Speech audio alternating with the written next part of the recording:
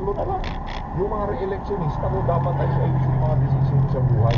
Nakita nyo naman ang ginawa ni Bibi Sara doon sa mga sumalbahay sa kanya na mga congressman dyan sa House. Partida yan ha, House. Congressman, mahirap po yan kasi talagang ayun na lang katapat ng mga constituent yan. Pero pagka-usapang nasyonal na yan, nako, yari kayo dyan. Yan ang sinisigurado mo. Yung conviction. If all the undecided actually go with Yes. conviction. So, theoretically, you can get 19. So, ang nakikita niyo pong certainty dito, 10 versus 5. 10 for conviction, 5 for acquittal. Yung po sigurado. Yung mga linya, no?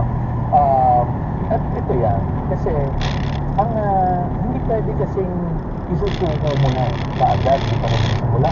Pinupulsuhan mo pa lang based dun sa public pronouncement, suko pa lang. Hindi ganun. That's not how it works. And again, I've seen that.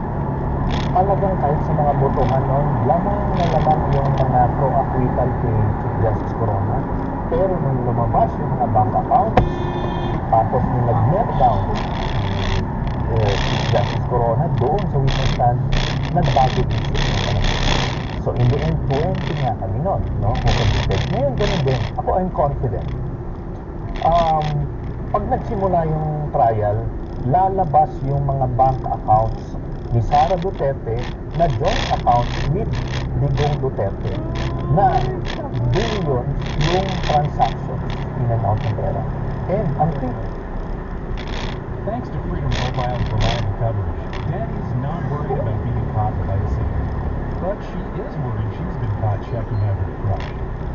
Posted 41 weeks ago? Now that's a strong signal.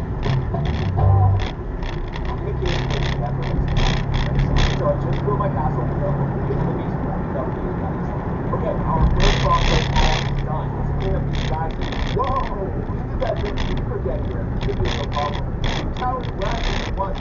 Gotcha. Problem solved. Oh! Seriously, this is really what a king usually does, but we're not going to spend it all in one place. Still got to build out the rest of our defense. This is King Shot, a unique tower defense